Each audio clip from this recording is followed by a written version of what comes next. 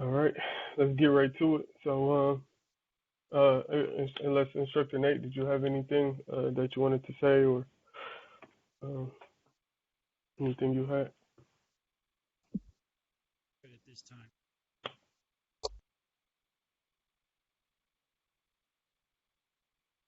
Okay. So, the last two calls and now this call has been exploring the Eightfold Path, which is the fourth noble truth. So, can somebody recap the first one? What is it, and what is it about?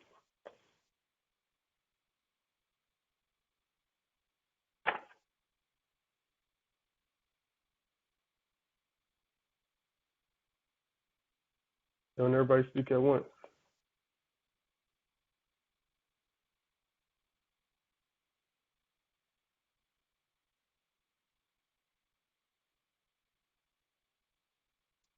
I guess I'll go.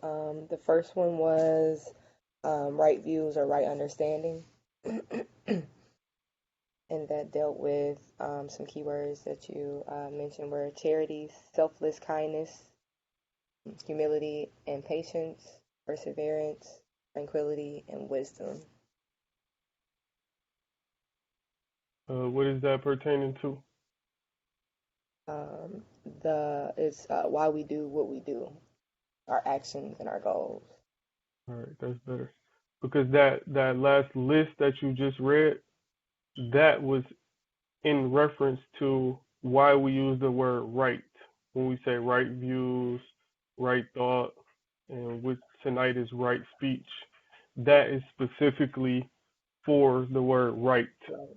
so Okay. we don't misconstrue it as morality, like right and wrong. But we use the word right in that context of what you just read, those uh, 6 or 7 things. Okay. So, as you said, the first one is right view, and is why we do what we do. Did anybody else have anything on right view?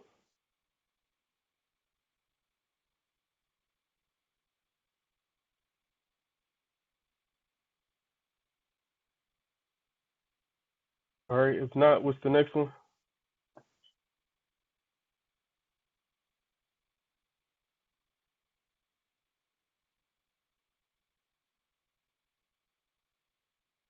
Right intention, All right. What's right intention about? um, compassion, peace, and are you sure of what you're doing? Habits, uh, letting go, goodwill, and harmlessness. Good. Good. So that's the Okay. crux of right intention or right thought is renunciation, goodwill, Mhm. and harmlessness. That's the three. So if you go to any Okay. Buddhist temple in the world and they say what is right intention or right thought, if you say those three things, you'll get a pass. Okay. Thank you. Yeah, thank you. I appreciate you. All right. Did anybody else have anything on right intention, right thought, right resolve, which is the second of the Eightfold Path?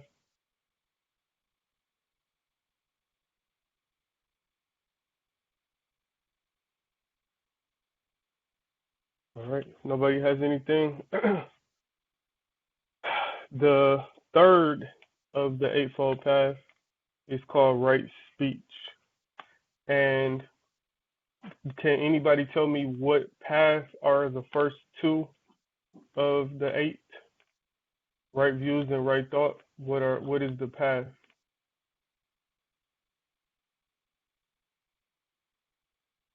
Remember we said it was Wisdom. broken down into three. Yep, there you go. So the first two are wisdom. So now we are moving from the wisdom path to the morality path. And can anybody tell me what the difference is between the first two, which are in the wisdom path, and this one, which is in the morality path? So the first two have something in common. and then this third one is not like the first two. So can anybody tell me what the difference is in right speech versus right thought and right views? Is it that right speech and right thought and right views deal with like internal things, whereas right speech is the first step into action? Yep, that's it. That's a very good observation. And that's definitely what makes this morality path different from the path of wisdom. So morality deals, or the path of morality deals with how you speak, what you do, and how you make money. So it's right speech, right action, and right livelihood. And as you can see, right speech now is the bridge from self to other. So before we were only dealing with things internally, right thoughts and right views, but now we are bridging the gap from self to another person. So right speech is actually engaging with somebody else. So right thought kind of bridges over into right speech because thought is just the speech of the mind. So now we actually are engaging with another person in right speech. So that's why you need to have the foundation of right views and right thought before you engage in right speech, because the first two deal with self and the influence of self. But now, when you engage in speech in general, you can now engage and influence somebody else. And so the first two are like the foundation of everything else, like we've been saying. So they all build up on one another. And the next brick in our proverbial house is right speech. Anybody have any questions or comments or anything before we get into it?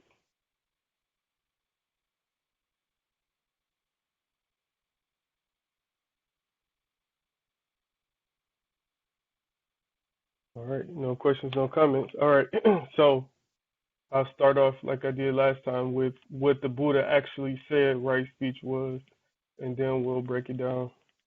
So this is out of what's called the Middle Discourses, and it's called the Analysis of the Truth. And this is what Buddha said. And what is right speech? Refraining from lying or false speech, divisive speech, harsh speech, and talking nonsense. This is called right speech. So that's what he said right speech was. So again, if you don't take away anything else, please take away that is right speech, and everything else is our interpretation and what we add on, but that's what he actually said. Lying, divisive speech, harsh speech, and talking nonsense. So arriving at what is right speech is through a process called retroduction, or what it is not. So then everything that's left over is now it can tell us what it actually is. So we can flip this. Instead of saying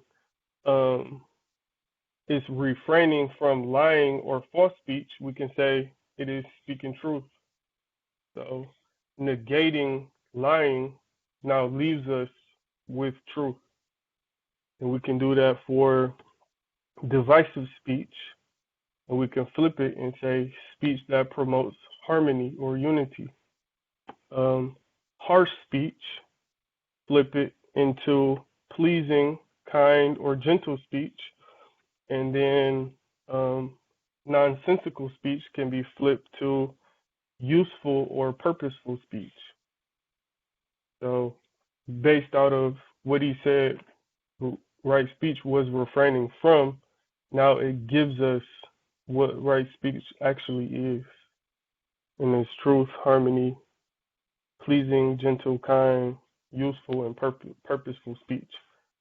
So in going through this right speech, it also causes you to now take a introspective or reflective look to say, how is my speech? Is it right? What kind of speech do I engage in on a daily basis? Is it nonsensical? Is it divisive? Is it harsh? And a big piece of all of these, in the Eightfold Path is really just about being mindful of what you do, what you say, how you behave in the world. Because remember, these things are like, a couple thousand years old.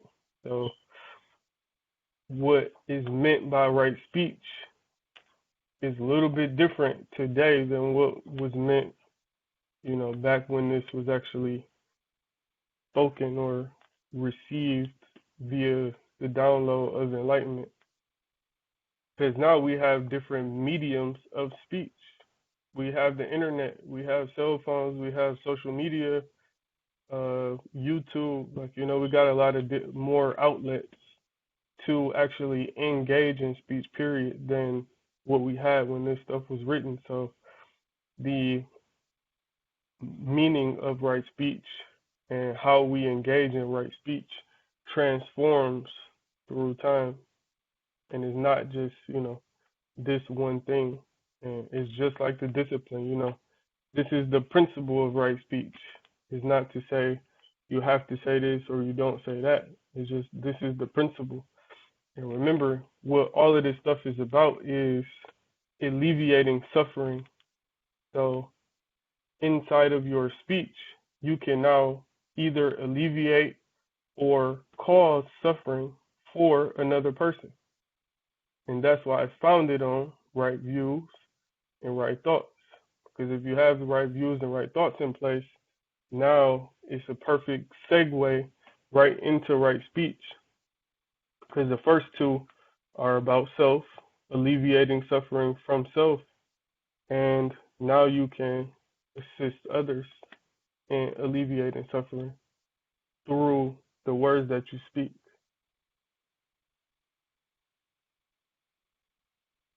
Questions, comments so far?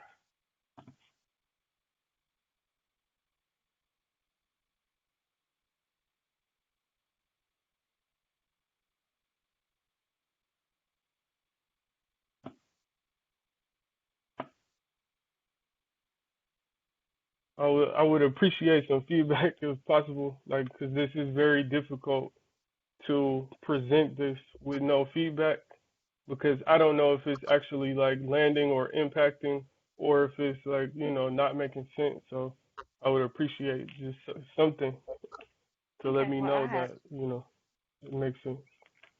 I have something. I was waiting for somebody else to speak, but I'll say what just what the base of it means to me is just to think before you speak. Take consideration, be reflective. Like, how would you feel if somebody was going to say something in a, let's say, a negative way, if somebody was going to lie to you, if they were going to be harsh or abrasive with their words? Just be reflective. If you don't want that kind of energy given to you, just think before you speak. That's it. Perfect. Anybody else? And it goes back to the power of principles and how, in today's society and all the different forms of discourses that go on, people are caught up in these forms of morality and ethics and politics, and anybody can present their side as being right speech because it's not principled. But when you, like you said, when we base our speech off of the principled approach and negates all that other interference and allows us to look at what we're saying and see what's really going on, what are our words really bringing about in people and in society.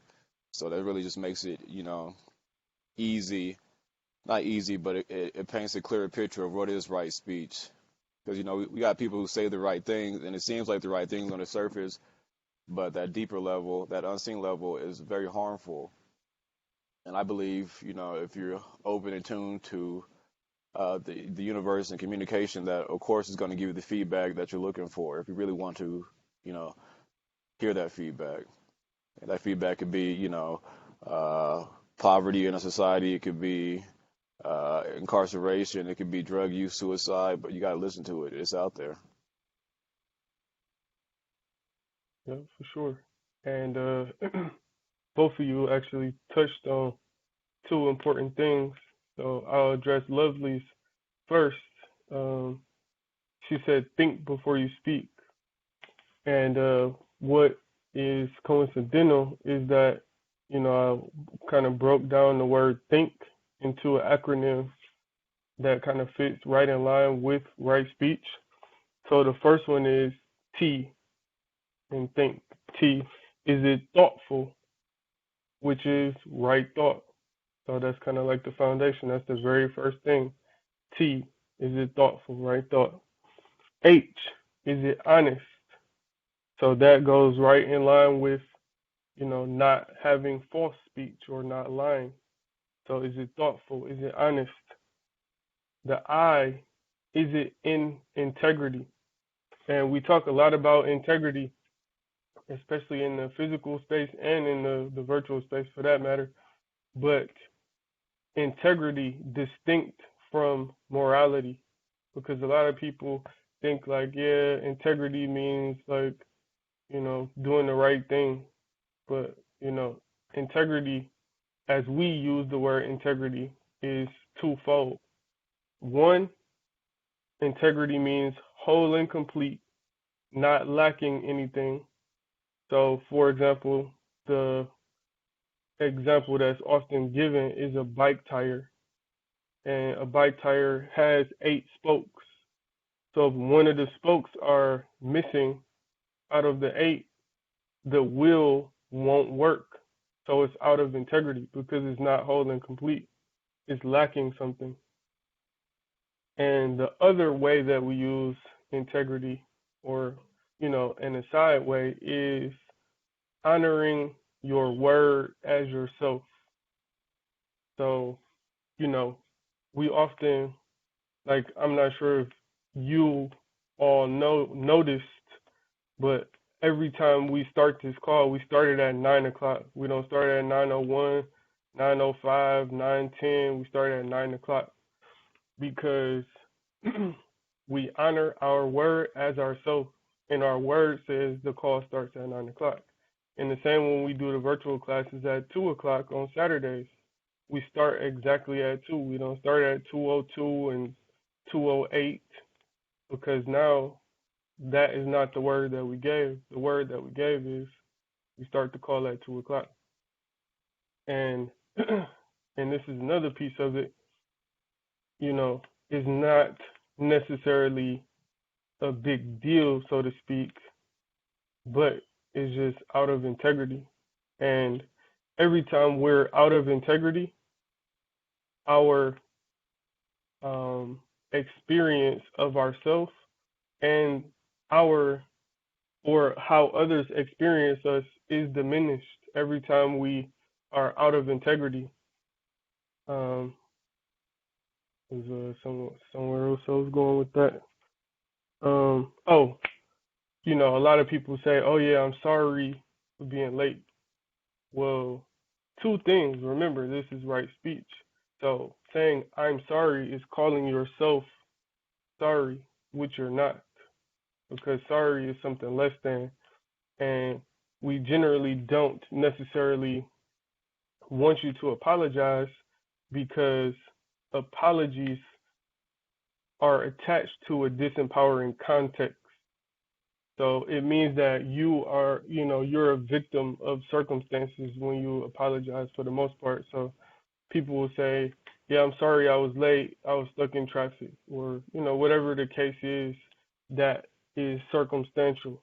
It's like you were not powerful enough to overcome your circumstances. So now you are sorry and now you apologize, you know. But remember, this type of integrity is separate from morality. So it doesn't matter why you're late. The agreement that we had was that we'll be here and we'll start at a certain time. If that didn't happen, it didn't happen, and we move on. It's not a, we feel a certain way. It's not, we're mad or anything like that. It's just we're not whole and complete if all of the pieces are not here, because we are, one family. So it just helps and it works if we are on time and in integrity. And I just said that, all that to say, be your word. Whatever you say, be that. And you have that kind of power. And that's all this is about, is just increasing our power. Our power in the world, our power internally, our power within the discipline, all of that. So integrity helps. So we got thoughtful, honest, and integrity. The next one, the N, is it necessary? So that takes care of the nonsense part. Like, something might be thoughtful, it might be honest, it might be in integrity, but is it necessary? Do I have to say this at this time? Or is it something that I can withhold? Something that doesn't need to be said at the moment? Is it necessary? Does it make sense?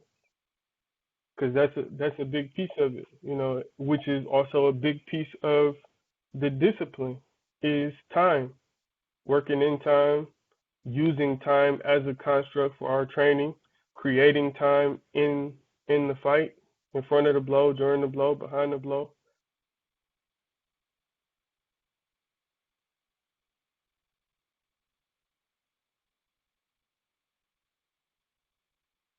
But this necessary piece is just that. It's about that timing.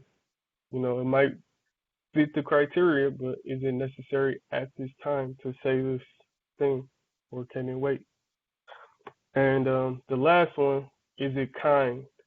That's the K, and that takes care of the harsh speech. So is it kind? So thoughtful, honest, in integrity, necessary, and kind. And if it satisfies all those criteria, then we say it.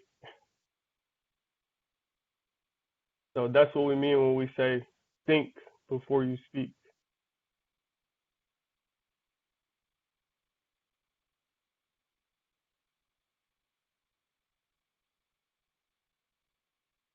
Anybody got anything, any questions, comments that make sense? Easy to remember? Can you list those one more time? Yep. Is it thoughtful? Meaning, does it follow right thought? Is it honest? Is it the truth, not lying? Is it in integrity, which means honoring your word as yourself and whole and complete? Is it necessary, which is not nonsense? And is it kind, which means that it's not harsh?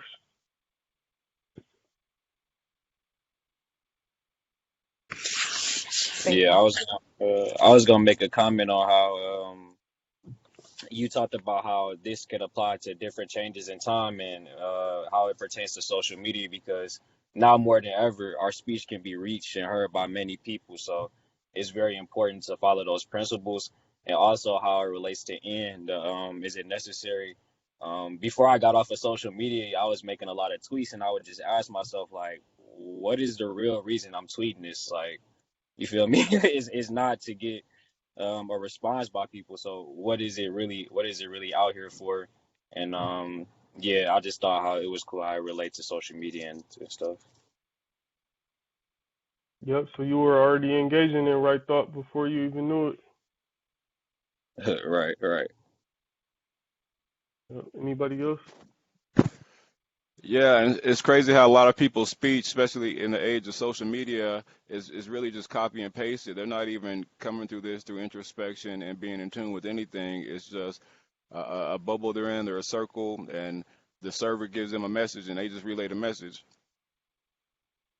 Right, right, right. And a lot of what's going on in social media is two things. It's very divisive, and it's complaining. And, that's another big piece of this is that, remember we talked about things being kind and not harsh. Like complaining is harsh speech, and a lot of the time we complain about things that will not be changed based on what we say about it. So it's nonsense, right? We just, whatever the complaint is about whatever the thing is, but our complaint doesn't change the circumstance. So why do it? It's a waste of time, waste of energy when you can now redo that and make it into right speech, make it into something that could change somebody's life for the positive. But instead, we waste a lot of our words, and it actually brings me to it was a movie. I can't remember the name of it, but it was an Eddie Murphy movie, and he only had um, he only had 1,000 words that he could say before something happened. But basically, the gist of it is that we take our words just like we take our life for granted because we're always going to have more. At this particular moment, it's infinite until it's not, and we see our own Grandmaster Kajana.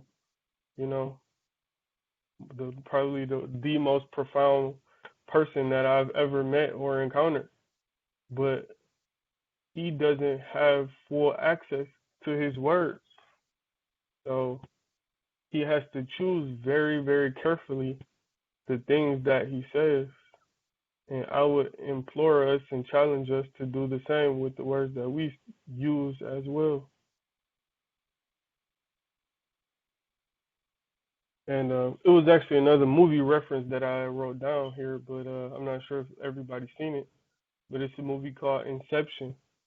And the movie Inception, they could go in people's dreams and supplant ideas that now um, alter their actions in the outside world. And I wrote it down because remember, everything is a principle, everything is a learning lesson. You have that same ability to supplant ideas in people's minds that causes their behavior to change. So this may be a negative example, but just say if you are visiting somebody and the person that you came with, if they say, "Oh, that person is a thief," now you're gonna look at them from a different lens than if they didn't say that, because you'll watch that person more keenly because you'll think that they are looking for a chance to steal. And that's just a very small example of how your speech can supplant ideas into people's minds that now causes their outward actions to alter, either for the good or for the bad. And I'm saying that now that you are present to and that you know that you have that power and capability, use it for the good and not for the bad. Good and bad are relative, obviously, but for more positive things because you do have that capability. So just think of how a compliment could actually help somebody. Everybody enjoys compliments. So I would say utilize more of your words, your speech, your writing to help, because now remember this idea of right speech is now the bridge between you and somebody else. So you can now be responsible and use your speech to elevate those around you and those that you encounter or come in contact with. Anybody else got any questions, comments so far?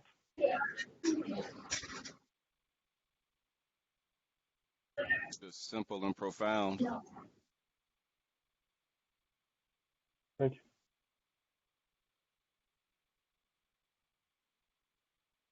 Yeah, I like to add that right speech is again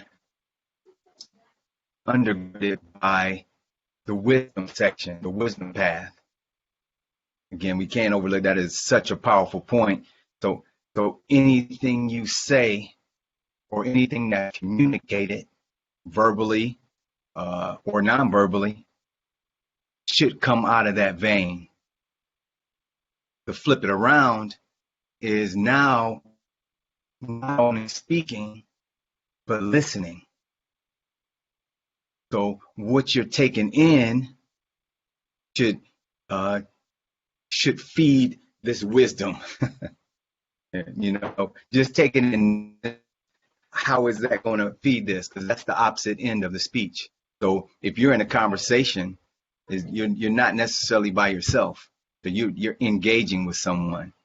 So what they're listening to and what you're listening to, there has to be some mindfulness about it. Or even if it's like you say, you're reading social media, and we like to feed off that drama, some reality show or whatever. Conscious of what you're putting in from a speech point as well. I think that listening aspect is a part of this.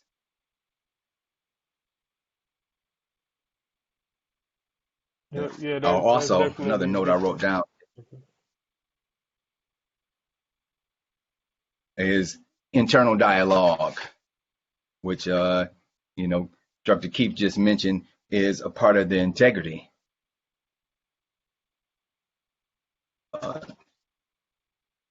That context you hold things in. So what you say to yourself is a part of right speech as well. So what are you saying? And again, is it supported by your views and your intent? So just another, I guess, a little spin on it. Right speech.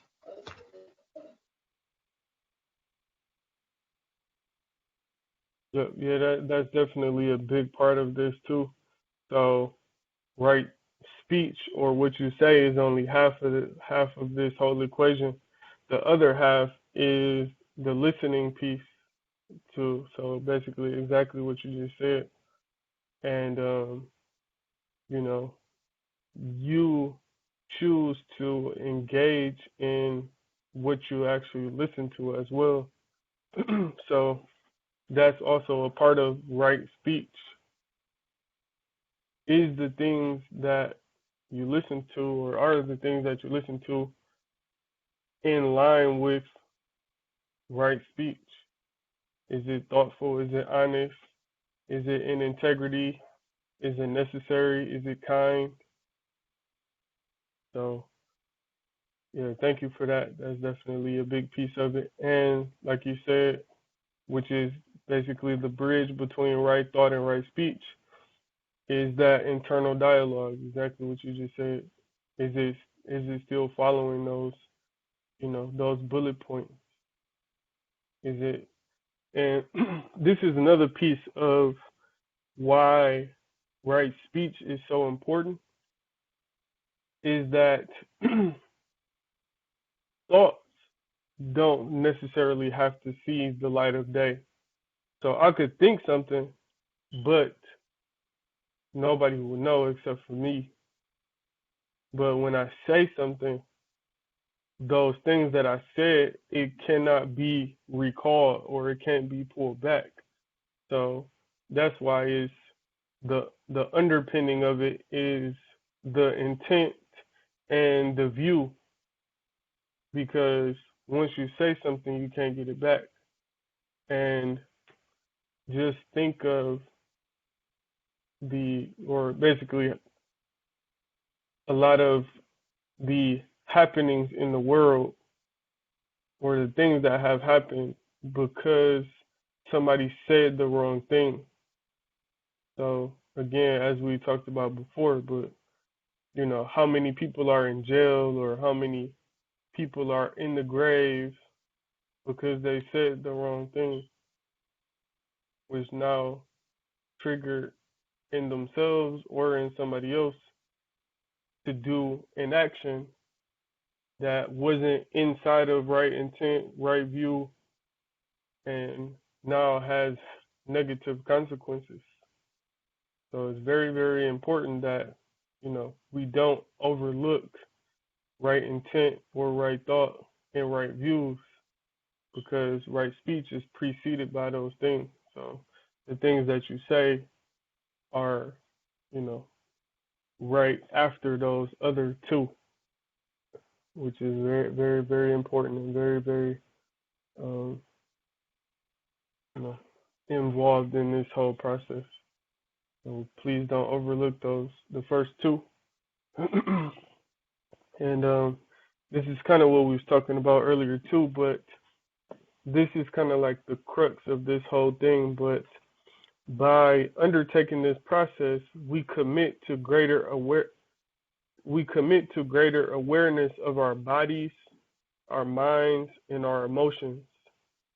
Mindfulness makes it possible to recognize what we are about to say before we say it, and thus it offers us the freedom to choose when to speak, what to say, and how to say it. And that's another big piece of this right speech is how you say a certain thing. So the tone of voice that you use, the intonation of the words, the forcefulness that you use when you say certain things. So you could be saying something out of love, but because of how you said it, it can now be misconstrued or taken wrong, or it can become wrong speech because of how you said it. And that's a big piece of it. So it's not only when and what, but it's also how you say it, how you say a certain thing that can also impact another either positively or negatively. And I think that's another big piece of this whole thing that's overlooked is the how.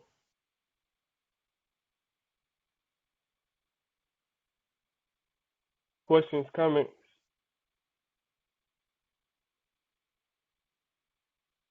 I'll see if someone else has a comment first.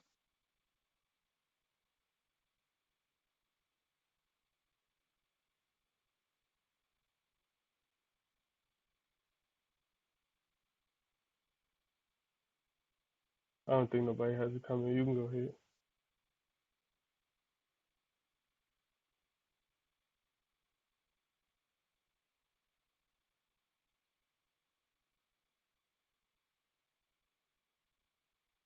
I think your signal might be low. You can hear me.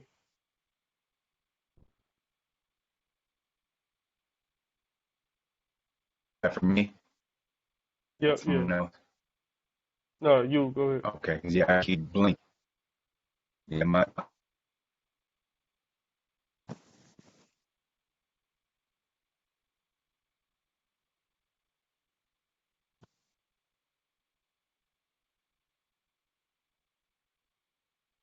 I don't know what's going on with my internet here. But I was just gonna say, words have power. Um, the origin of a spell, like a magic spell, comes from,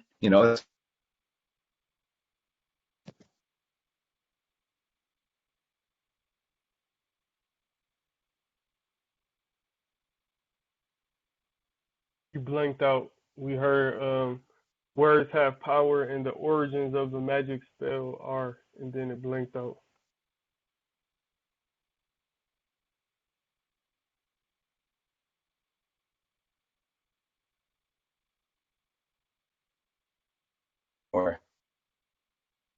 Yeah, I'm gonna have to pass. My internet is just blinking in and out. Oh, okay. I heard that.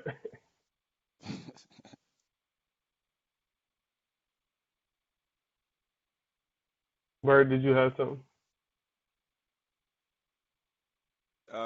I just, I was thinking of, how we have all these coin phrases that people are programmed with to say upon any kind of human interaction. When I used to work at the office before COVID, you ask everybody in the office, how you doing? They had the same exact response. They all said, living the dream. We got all these coin expressions, and we don't actually think about what we say. We just say things out of because we've been conditioned in our manners and politeness, and not saying what needs to be said. And then, I just wanted that point you made about inflection and timing. Just like in Kumite, knowing when to put that final oomph on it, and knowing how to express yourself. And I think that's a big part of communication that is broke down. Everybody's now, now, now. My thoughts right now, right now, right now. Let's get it out while it's hot. And, like Instructor Cedric was saying, we forget that listening is, a crucial part. It's the male and female aspect of all sound.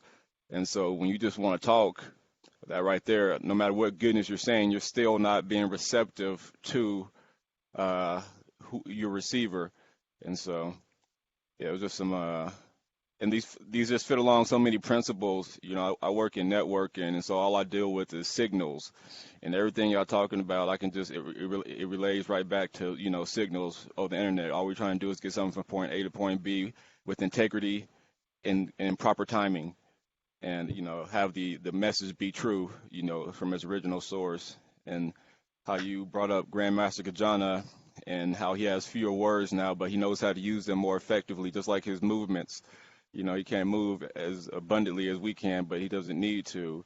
And I was just thinking about the origin of language and how, as everything that came through evolution must have been imperative. And so whatever compelled them to talk, it was pertinent, it was important, and it was truthful to keep us alive as a species. So I think we just need to remember the roots of speech and, really, like everybody's been saying, really be mindful of what you're saying. Even the program responses, when somebody asks you how you're doing, it's always I'm good, or it's okay. But is it?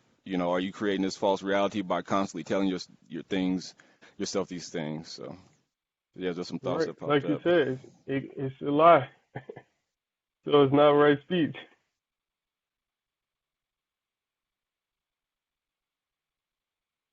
I think I resolved my network issue over here. Yeah, it looks a lot better and we can hear you clear. Yeah, I realized I got home from work like 8:30, and I was still on my hotspot.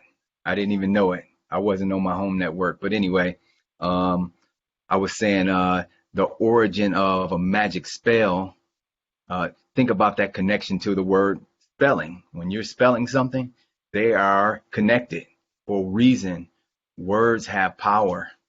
Also, if you look at the meta or the hieroglyphics, um, they don't have vowels in the written language for a reason. Only the initiated could learn the vowels of the language. So, so those people who are responsible with right speech, right views, right speech, right views, right thoughts, intentions, um, could use them in that way to protect it. So it wouldn't, powerful things wouldn't fall into the wrong hands, i.e., words, speech, communication. So just a quick anecdote of underlying this point, right speech.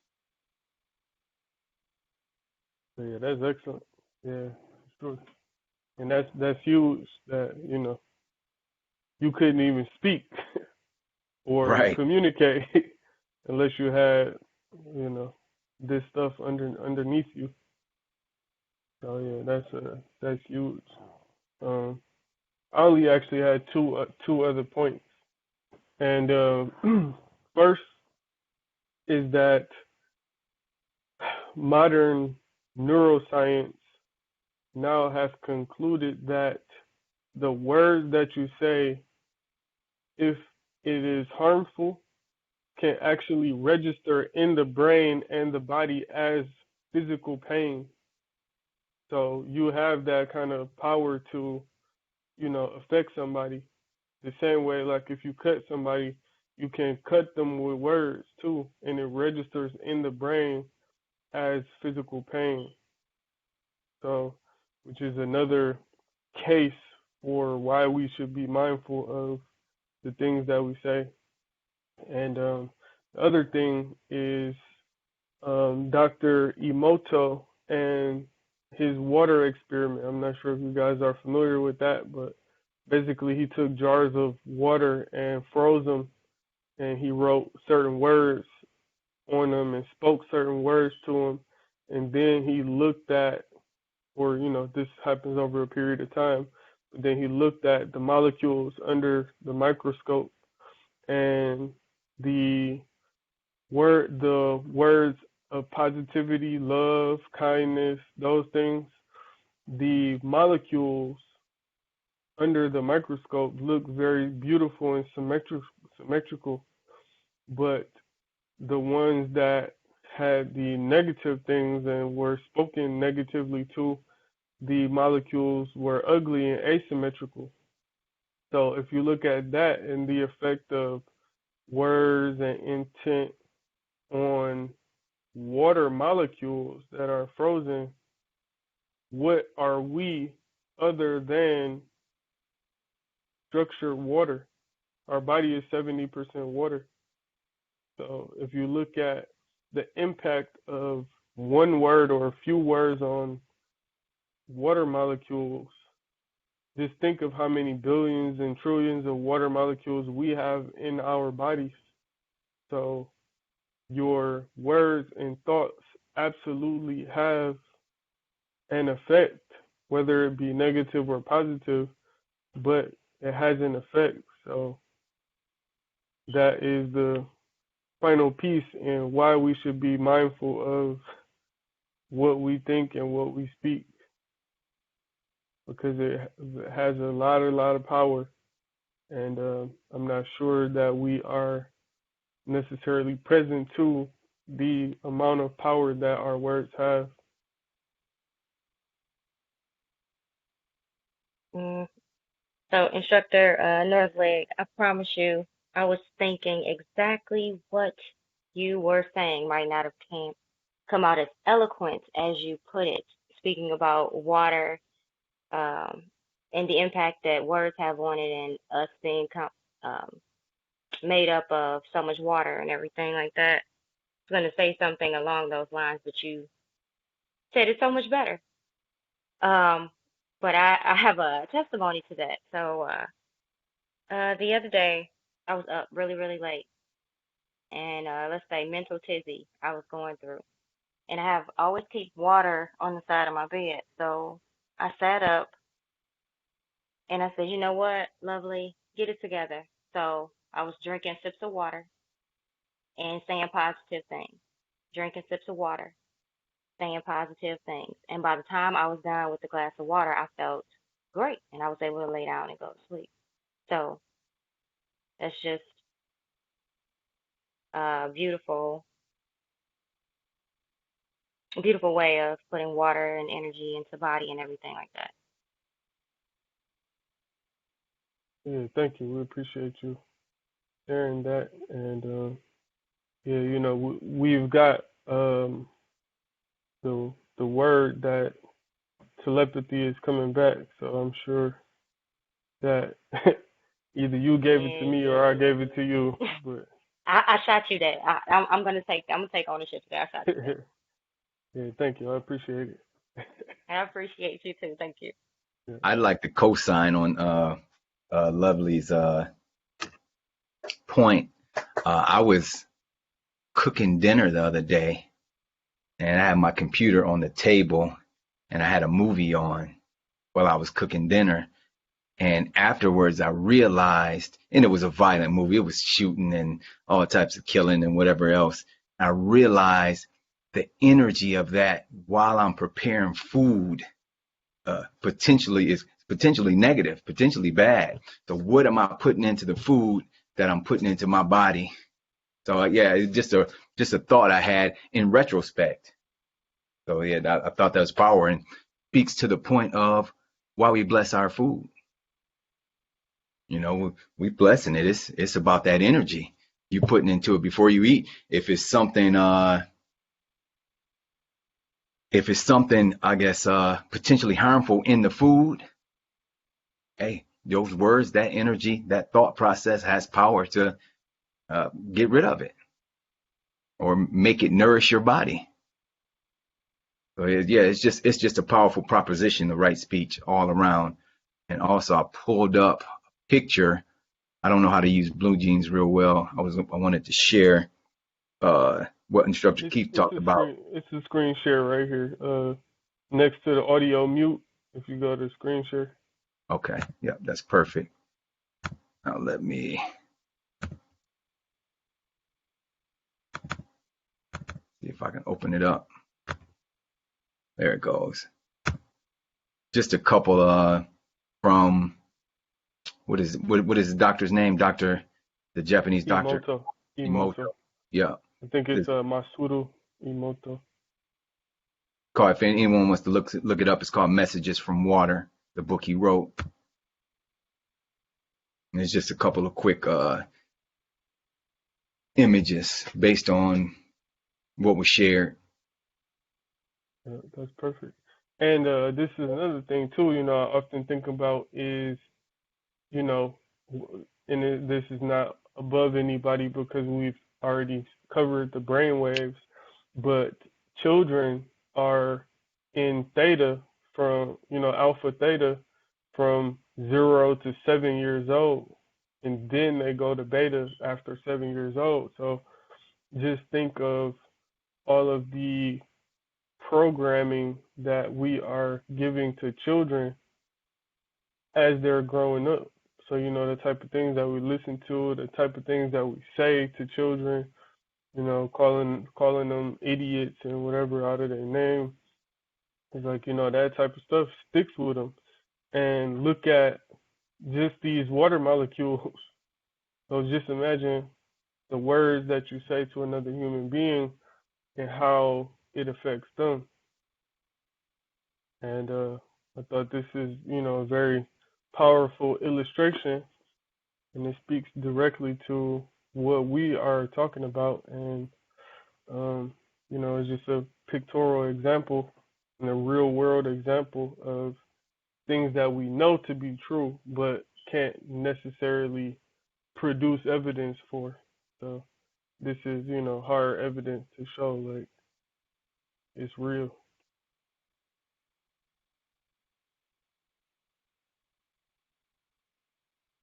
I think everybody should be Questions, comments? forced to take this course right here, hear this lesson right here, because I mean, words are have been the most dangerous thing in the last 500 years, and like we as a species seem to be special in the fact that we have the ability to destroy a large amount of our people with words. And it started.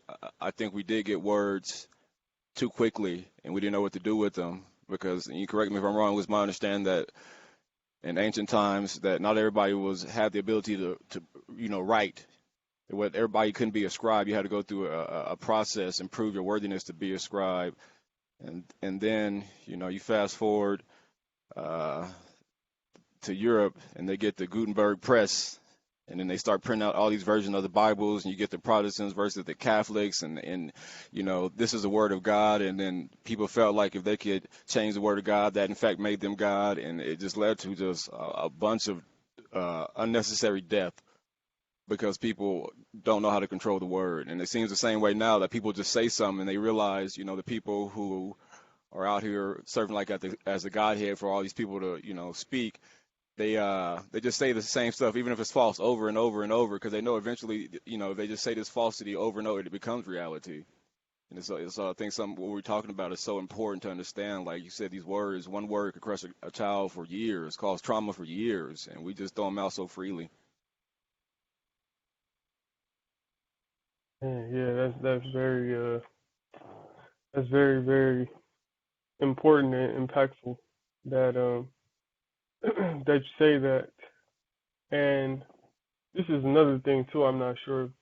I'm sure everybody is aware, but I'm not sure everybody knows.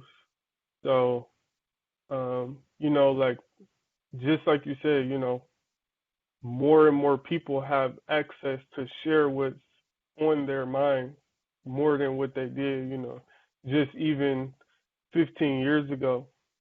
We got Twitter, we got Facebook, we got Instagram, we got YouTube, and everybody has access to all of these things. And, it's not necessarily a good or bad thing because it can be looked at both ways.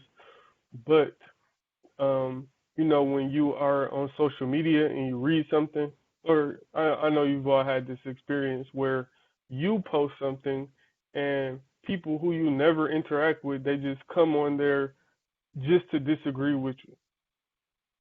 I know, it happens all the time.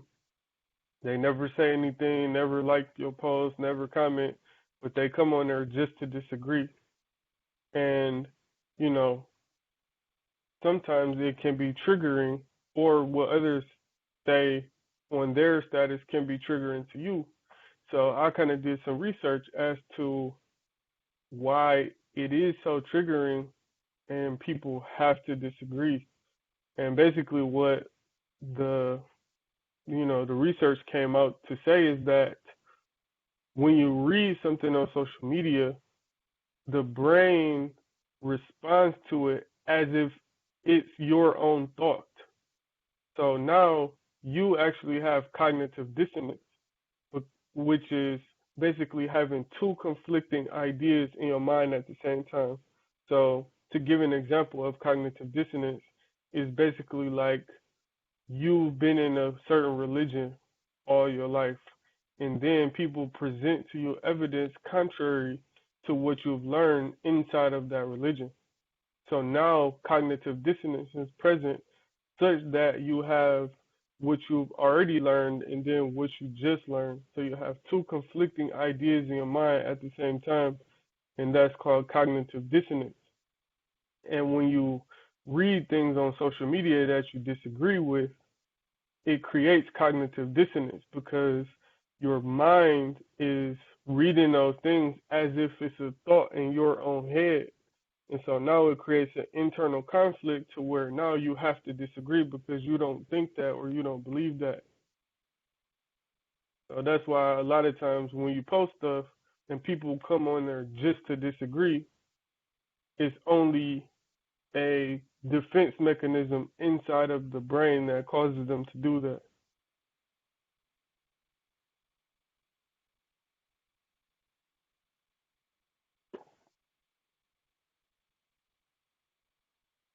All right. So we You can are say that, getting close to Rada. Wow.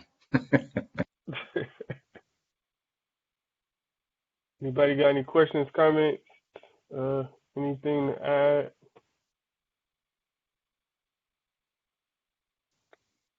Yeah, and Right. it relates to what you were saying earlier too, how what you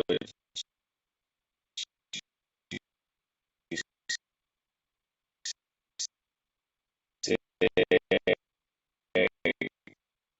can be taken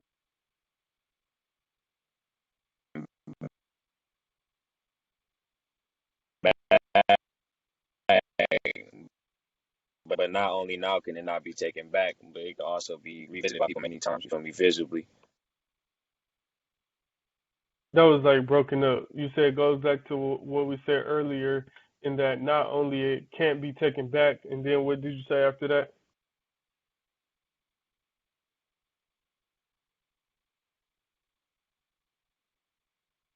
I was saying it can be visited by people many times, like over again, visibly. Not you're missing. Yeah, definitely makes sense. Yeah, he said that not only can't it be taken back, but it can also be visited and revisited many times by other people, at a later time, which definitely is true. Like, because if it's a conversation between me and you, and either one of us say something that's not right speech, it kind of stays between us if it's between us. But now that we have social media, you can put something out. For example, I mean, I know a lot of you are from Detroit, so the rapper Sada Baby, they brought out some of his tweets from 2010 that he wrote. Like, and I'm not sure if he was even famous back then, but he refused to promote some songs, so they started bringing up his old tweets and stuff back from 2010. So, as they say, like, whatever you stays on the internet, whatever you say on the internet, it stays forever. So, another reason to be mindful and cognizant of what you post.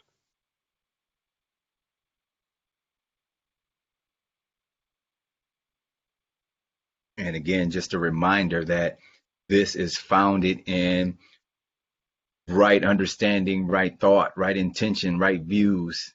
This is founded there in the wisdom path.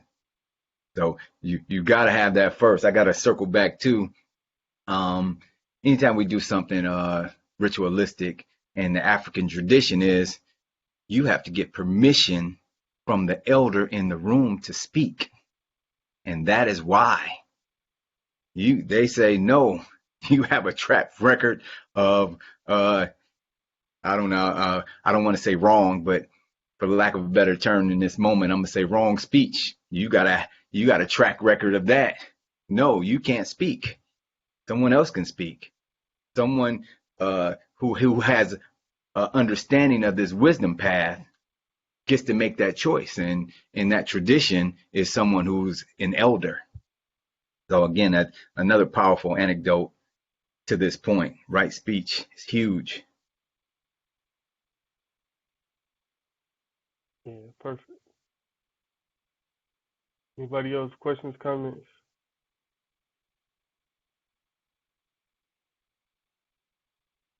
Hey, Paul, I'm not sure if you're in a position or environment to speak, but if you are, could you break down the reason why in Swahili there is no word for you're welcome? Um, yes, instructor. Your welcome is technically karibu, which means you are welcome into a dwelling, a room, a domicile, a space. But there is no way to um, tell someone you're welcome after they thank you for something, because it is understood that um, if I do something or someone does something for me or I do something for someone else, that I am just an extension of them. And you're welcome, the way that we say it in the West, there's really no sense of need for that, for the ego to be satiated in that way. It's just understood that if you say, hey, Paul, pass me the salt or the water, that I do it because I'm your brother, and it is it's expected of me to um, be that extension for you, and your welcome is not necessary for me. My ego doesn't need to be satisfied in that way. Yeah, that's excellent.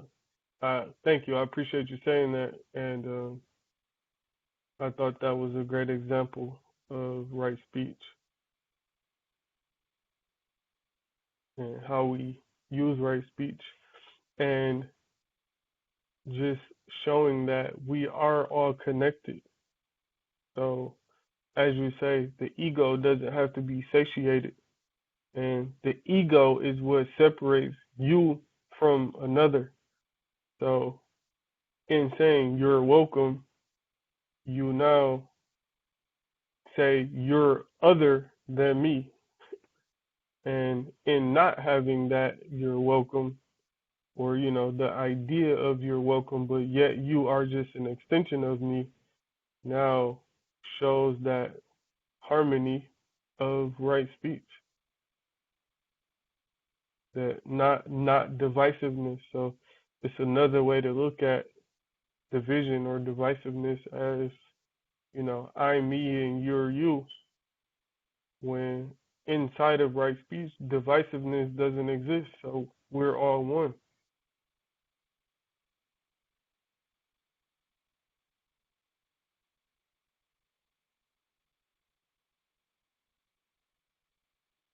Anybody else? Questions, comments, anything to add before we go? Instructor Akul, Bird, CJ, Emerson, Lovely, Instructor Nate, Paul, Rada, Lamatu, Terry.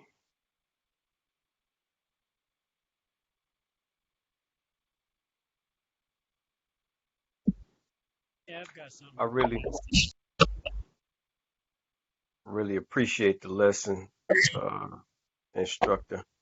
I'm exercising wisdom and right speech by maintaining my silence this evening, but I definitely have absorbed uh, the information and truly appreciate the way you presented and the inputs from you, instructor Sid, and the commentary from my classmates tonight. Thank you. Thank you. We appreciate you being here as always, too. Same for me. Just exercising some uh, discipline in silence, contemplation. But I am grateful for this timely and much needed lesson, instructors. Thank you. Thank you. Definitely appreciate you, too.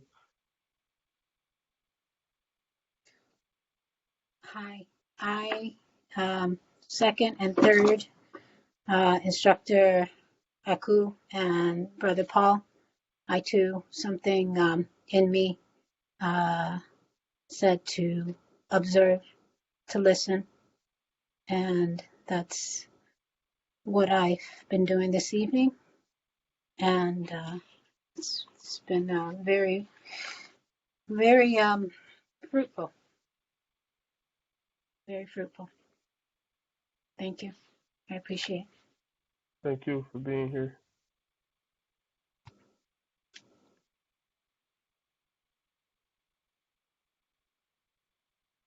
Yeah, this has been very fortifying, as always. And my cells are tingling. Just really just grateful for this opportunity to sit with this, to use this. It's so digestible, like immediate use is going to be, activated. So I just appreciate all of your time. And yeah, wonderful. Thank you for coming here. And when I was preparing, just studying to put it in a digestible format, I thought about you, and I thought about you're probably the person who implores right speech the most out of everybody. I don't see you being upset or like calling people out of bad names or anything like that. So yeah, thank you for being here. I appreciate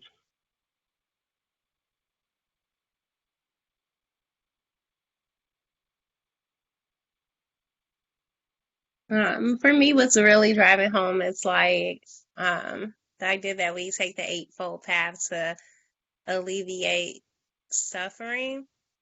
And when it comes to right speech, like we really do have the power to alleviate or further create suffering for ourselves and others through speech. And what makes speech so interesting is that because it can be outwardly and not just inwardly, it has that effect on others. Like when Instructor Keith was talking about how everybody enjoys a compliment and how you can affect other people very easily just with those things. There's so many other things on the path that's internal and doesn't have as big of an effect. I worked with someone today, and with working with her on establishing a life of happiness for herself, we talked about affirmations and things that she could say to herself, because she's like, I've just never been a happy person. I've never had that as part of my personality. And we were kind of talking about how sometimes you have to fake it until you make it. And so the idea for her of her saying things that happy people would say, like, it's a beautiful day outside, I'm feeling well, things are going well, everything is going to be okay, like those little things that she considers that happy people say, like for her to say those things was just kind of far-fetched for her, because she just couldn't imagine a life where that she could have where those type of things would be said. And it's because of all of the other things that she's heard for so many years out of her life. And when you think about like the amount of people who were probably pouring those things and probably complaining about their lives and projecting their things onto her, you know, you just really don't understand the power of your words and how that could help or harm somebody. Or even for us, like the power of our words. Like for her, it was, I can't create happiness for myself by saying these happy phrases and thinking these happy thoughts, but I'm afraid to say these happy phrases and these happy thoughts because something is telling me that if I do, it might actually create it, and I'm not sure how to handle it.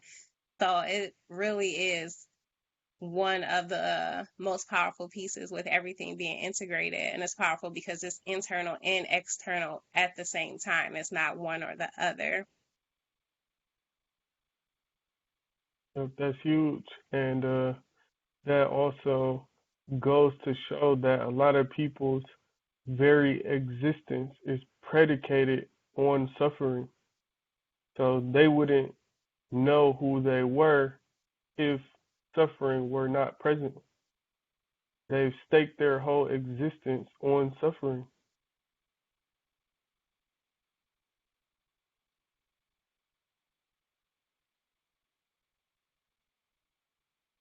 Thank you, though. We definitely appreciate you. Appreciate you sharing, and appreciate the work that you're engaging in.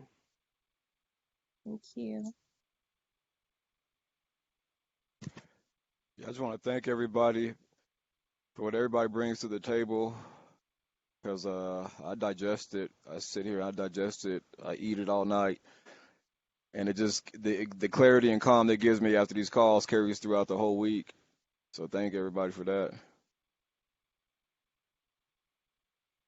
We thank you. Yeah, we definitely appreciate you, and got to get more of your Denver counterparts on these calls. I got you. Yeah, Brittany communicated though, so she's good.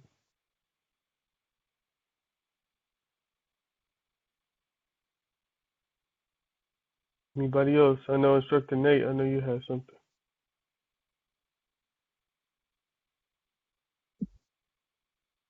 Yeah,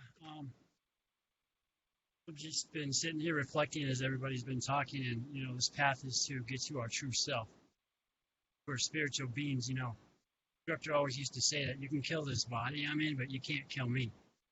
A lot of what kills us as a spiritual being has to do with what we take into ourselves on the inside, music we listen to, or what kind of TV we're watching for. That's this. Right, speech is so important because whatever you're taking in, it's going to come out sooner or later in your speech, in your talk, your attitude, somehow that you conduct yourself. So when you begin to get these filters for this path, it actually helps you to filter the energy that's coming down to you in a way that's beneficial, and you can be most powerful. Because a lot of that energy that is negative that we bring into us just destroys ourselves, and then it can actually start destroying others. We start to take that spiritual poison and pass it on to other people. Be mindful and be very aware of what you're bringing into you. Reanalyze the music you're listening to, because it'll make a big difference in your life and you as well.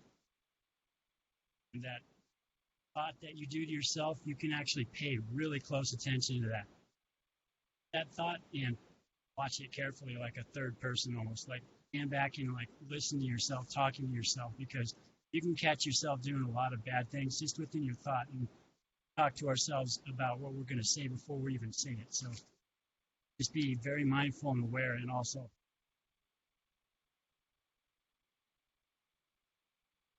Yep, yeah, that's definitely a great point too. And you know, in you saying that, it also makes me think about, certain people and how they say people are a product of their environment.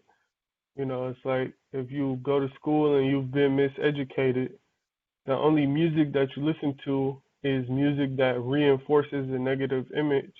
The only TV that you watch is TV that reinforces a negative image.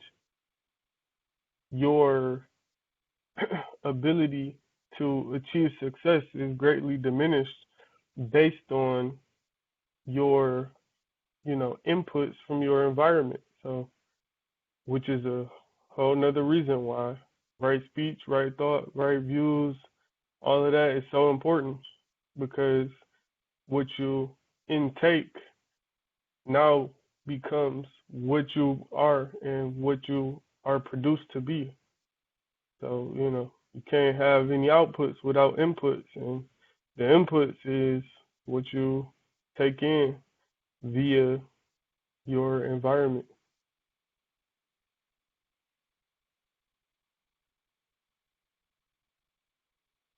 Instructor said, did you have anything before we go?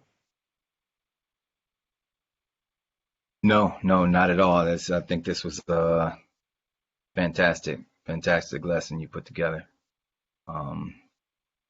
Great input from everyone. Yeah, thank you. I'm glad you were able to make it too. I know you thought you weren't going to be able to.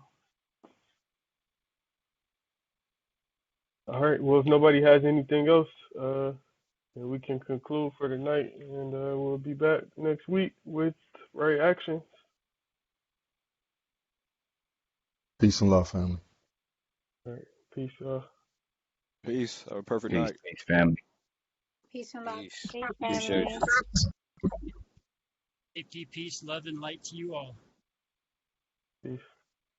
Peace, Nate.